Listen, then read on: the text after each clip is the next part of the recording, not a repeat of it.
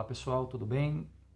Hoje vamos iniciar, turma, a nossa aula sobre o socialismo e eu vou dividir esse conteúdo em 3 partes. Né? A gente vai trabalhar uma parte introdutória, depois vamos trabalhar os 2 momentos do socialismo, né? O socialismo utópico e o socialismo científico. Tá? E essa parte introdutória, pessoal, nós vamos discutir uma questão bem específica, tá? Que é a seguinte. O socialismo, né, o ideal socialista, na verdade, ele vai começar anteriormente, nessa parte do socialismo utópico, que nós vamos ver na próxima aula, né, mas de uma forma mais efetiva, né, o socialismo ele tem uma relação direta com os efeitos que a Revolução Industrial vai trazer para o ser humano, especificamente para os trabalhadores. Né. Então ele vai se originar de forma mais efetiva por volta do século XVIII, a partir então dos efeitos da Revolução Industrial, né, sobre as sociedades modernas, uma vez que de forma mais direta, o que vai acontecer? Ele surge como uma forma de crítica, revolta, protesto, não é?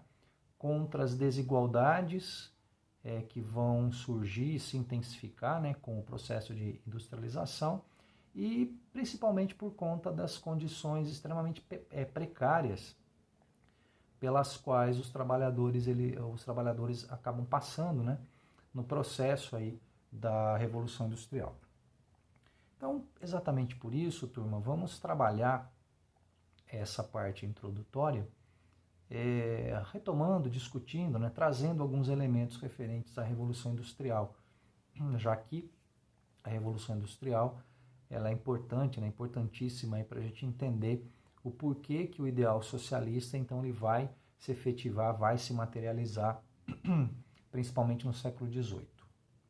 Bom, o sistema capitalista, como nós bem sabemos, é um sistema econômico que se baseia na propriedade privada dos meios de produção. O que são os meios de produção? Máquinas, ferramentas, não é? A matéria-prima, e se baseia também no trabalho assalariado. Então, o sistema capitalista tem por base propriedade privada e trabalho assalariado. O capitalismo, né, as diretrizes capitalistas, elas vão surgir no interior do antigo regime, não é? Quando a burguesia começa a se levantar contra aquela estrutura fechada, centralizada de poder, que tanto prejuízo trazia a ela, principalmente no aspecto econômico. Né? Então, esses valores liberais, capitalistas, enfim, eles surgem dentro dentro do antigo regime, ou seja, atrelado ao absolutismo e ao mercantilismo. Bom, o que vai acontecer?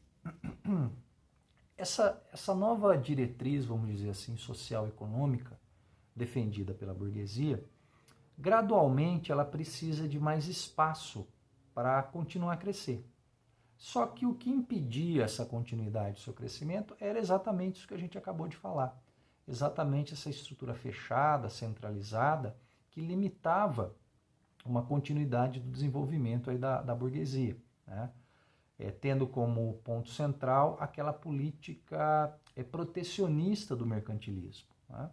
O mercantilismo, que é exatamente a diretriz econômica, né, que nós vamos encontrar no absolutismo, o mercantilismo, as regras mercantilistas, enfim, elas traziam significativos limitadores para a continuidade comercial e econômica da burguesia. Então, para o capitalismo continuar a se desenvolver, era necessário o quê? Mais espaço, né?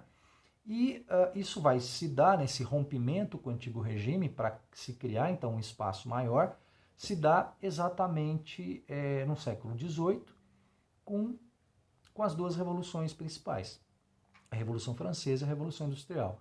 E o que vai interessar para a gente aqui, para efeito da discussão do socialismo, é exatamente a Revolução Industrial.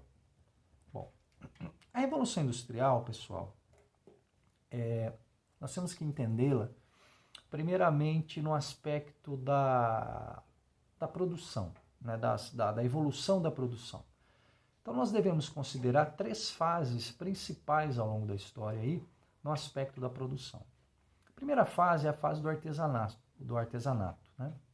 Nessa fase não havia a divisão do trabalho, a produção era extremamente simples e um indivíduo ele era detentor da sua força de trabalho, dos meios de produção, da matéria-prima, do produto final, ele que comercializava o seu produto final, contava ali, claro, com a ajuda esporádica de um membro da família, uma pessoa conhecida, mas ele era o detentor de tudo. Então não havia divisão do trabalho.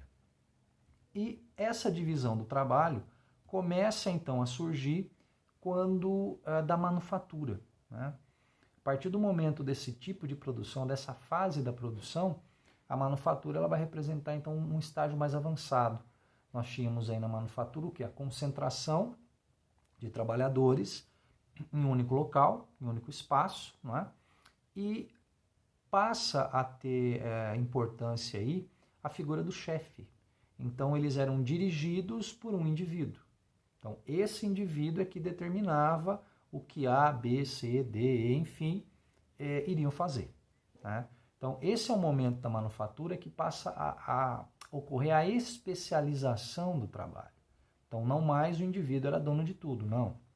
Então começa uma transição, sai do artesanato e agora nós passamos para manufatura. E a manufatura, claro, ela vai acarretar no quê? No aumento da capacidade produtiva.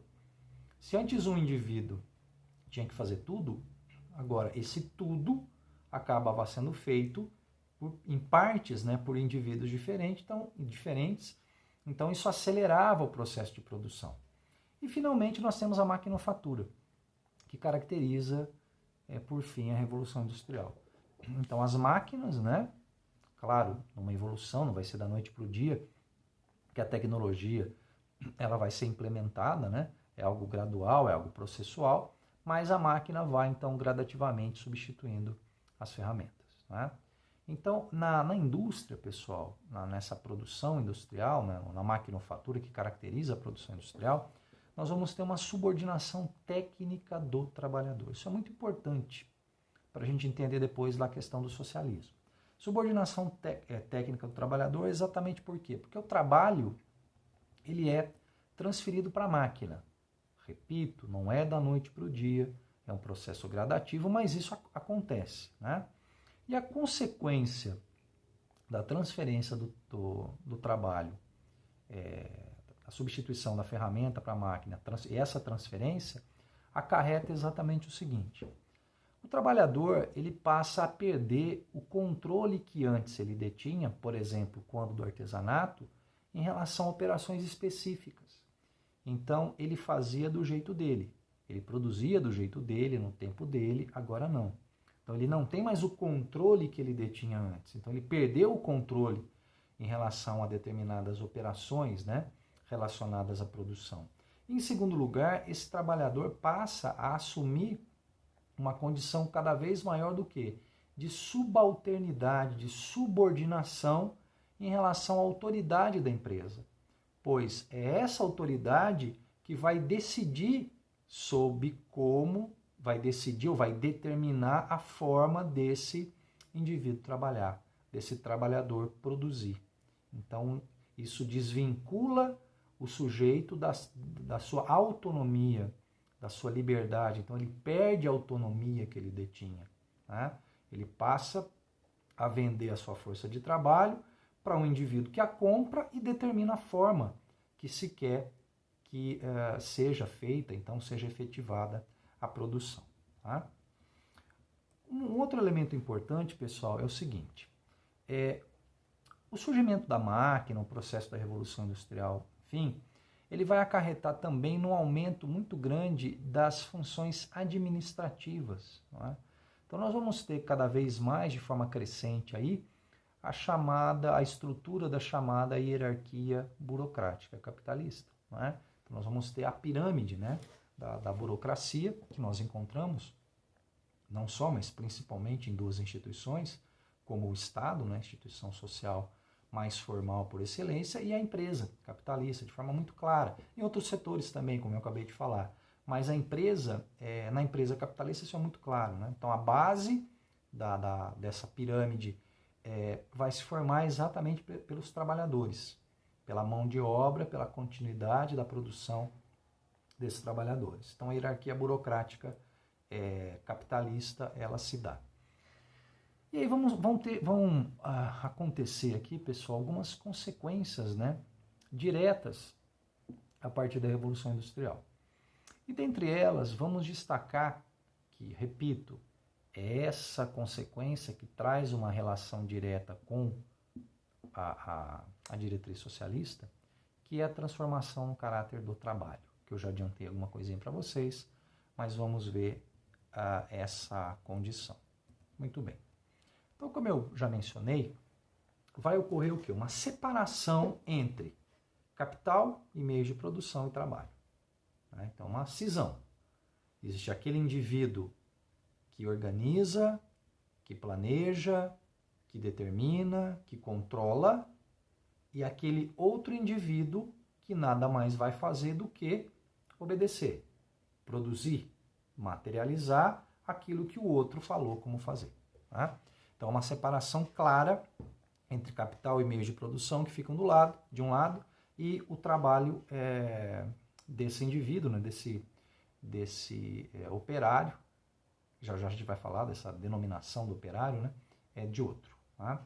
Então, esse indivíduo passa a ser assalariado do capitalista. Muito bem. Então, já que eu citei aqui a questão do operário, pessoal, o que nós vamos ter? O trabalho fabril, ele se caracteriza por uma acentuada divisão do trabalho. Né? Isso vai gerar um novo tipo de trabalhador que até então não existia. Então, nós só podemos usar o termo operário, proletário, quando da ocorrência da Revolução Industrial. Então, com a Revolução Industrial, vai surgir esse tipo de trabalhador que até então não existia. Então, o operário, o surgimento desse operário, o surgimento desse proletário enquanto categoria social, ele deve ser compreendido como o principal efeito social da Revolução Industrial. Então, nós vamos ter um novo tipo de trabalhador que tem essa característica. Ele não tem mais qualquer vínculo de propriedade com os meios de produção, como a gente já falou, né, por mais de uma vez até aqui. Então, os meios que ele se utiliza para produzir não são dele, né, ele não é mais detentor desses meios de produção. E um outro ponto muito importante, pessoal, é o seguinte: esses trabalhadores se caracterizam também por ter como, vamos dizer assim, pressuposto, por ter como um fundamento, uma essência, vamos colocar dessa forma, a cooperação, né, e o uso comum dos meios de produção. Então, desde o início, né, já se ressalta essa condição da cooperação. Eles estão usando comumente os meios de produção, já que nada é deles. Né? Então, ele não tem vínculo de propriedade e ele usa de forma comum aqueles meios de produção. E essa questão, pessoal, da cooperação vai fazer com que esse trabalhador ele adquira e desenvolva, vamos dizer assim, um comportamento muito importante, que é exatamente a valorização da vida coletiva. Né? Então, esse trabalhador passa a valorizar o coletivo, porque ele percebe, também gradativamente, que se eles não se unirem, se esses trabalhadores não se unirem, nada ia mudar na forma, na vida deles, né? Na relação deles com esse detentor dos meios de produção, na relação com que eles produzem, enfim. Então, a valorização dessa vida coletiva. E essa valorização da vida coletiva, né, por exemplo, ela se materializa, entre outros tipos de ações sociais, no próprio futebol. Não é? Então, o futebol ele surge nos bairros operários, né, das cidades inglesas. Então, os times de futebol que nós temos na Inglaterra são times lá do século XIX, não é? São times bem antigos, então o futebol passa a se popularizar, embora não tenha sido uma criação dos ingleses, né, mas o futebol passa a se popularizar exatamente ali, e é uma expressão dessa importância, ou dessa valorização do coletivo, da vida coletiva. Muito bem. Esse operário, esse trabalhador, ele se sujeitava a uma exploração, né? Havia uma exploração muito grande, constante, contínua em relação a esse trabalhador. Então, vários problemas surgiam a partir daí. Um problema principal era o desemprego, né? Então, esse desemprego, muitas vezes, era provocado, claro, pelas condições, né, extremamente nocivas do trabalho, mas era provocado também pela concorrência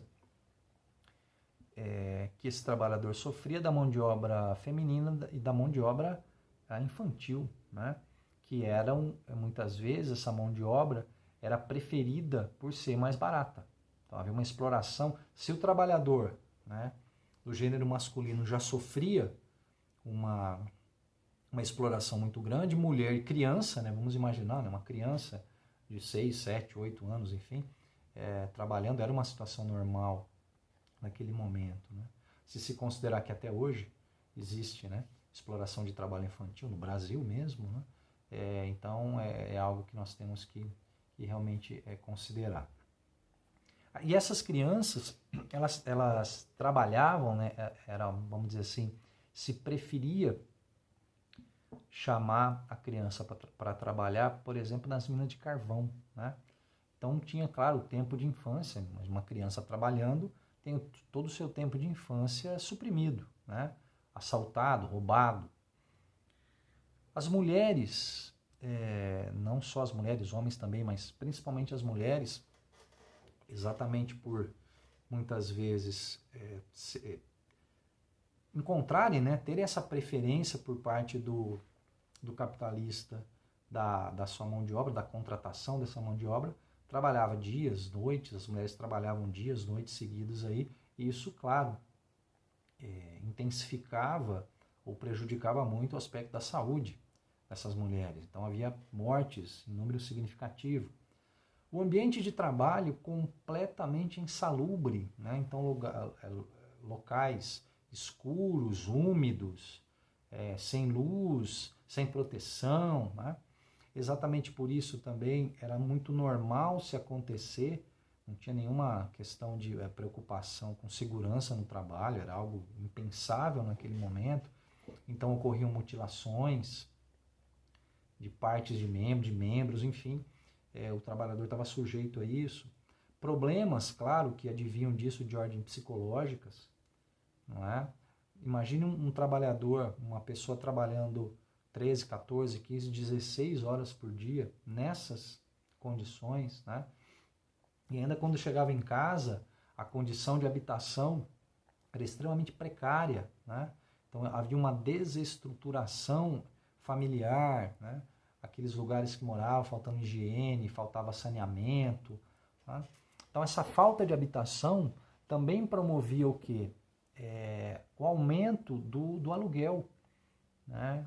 A questão da oferta e demanda, né? Então existia essa condição do aluguel ser muito elevado e exatamente por isso famílias acabavam morando todas juntas aí num espaço pequeno, sem, como eu falei, sem higiene, sem saneamento, sem as mínimas condições. Então as pessoas, na verdade, elas nem moravam, elas se aglomeravam no local, não é? Salários extremamente baixos, não é? Mas essa questão é importante porque muitos daqueles que saíam do campo e vinham para a cidade, né, no processo de urbanização, se dirigiram para a cidade porque não aguentavam a sua situação no campo. Exatamente com a esperança de uma vida melhor, de um futuro mais promissor, e que realmente não aconteceu e não iria acontecer, né? Inexistência de assistência aos desempregados, doentes, então não tinha seguro-desemprego, não tinha, o sujeito ficava, se ele ficasse doente, se ele se ausentasse, ele era mandado embora e outro assumia o seu lugar. Existia uma demanda de mão de obra extremamente significativa, né? Muito grande. Então nós tínhamos o quê? Uma miséria, vamos dizer assim, uma miséria existencial desse trabalhador. Tá? E aí, do ponto de vista político, turma, o que acontece? O operário, né? Então, os operários, né, percebendo de forma mais clara que essa condição não iria mudar, eles vão se encontrar desde o início em choque com a burguesia, com o capitalista. Né? Então, esse antagonismo, ele se efetiva e se intensifica. E é exatamente a partir desse antagonismo, ou esse antagonismo, que vai produzir, que vai gerar o movimento operário. Né? Um significativo movimento social, que é o movimento operário, que vai crescer muito nos séculos XIX e século XX. Né? E desse movimento operário vão surgir, por exemplo, sindicatos, vão surgir partidos políticos de diretriz trabalhista, diretriz operária. É a partir desses movimentos sociais que vai surgir a greve como um instrumento muito importante de luta dos trabalhadores. Então, todo esse contexto político, turma, tem um papel muito, muito importante nas revoluções socialistas que vão acontecer lá no século XX. Né? Então, é importante compreender essa condição. Então, as organizações sindicais que vão lutar pela melhoria da condição dos trabalhadores, redução de jornada de trabalho, proibição de trabalho de criança a partir de uma determinada idade, ou seja, tudo isso faz parte, vamos dizer assim, desse pacote político que se constitui e se fortalece a partir da percepção do operário, do trabalhador, que ele teria que se unir para buscar uma melhoria da sua condição, senão realmente isso não iria acontecer. Tá bem? Então, turma, por hoje o que eu queria passar para vocês era isso. Essa diretriz introdutória, né, acerca da Revolução Industrial e como que esse momento da Revolução Industrial, o surgimento desse operário, a união desse operário, enfim, as condições desses trabalhadores, tudo isso traz uma relação direta com o socialismo. Socialismo esse que vamos entrar de forma mais específica a partir da nossa próxima aula. Espero que vocês tenham entendido. Qualquer dúvida que porventura surja, vocês podem entrar em contato pelas vias institucionais. Muito obrigado e até a nossa próxima aula.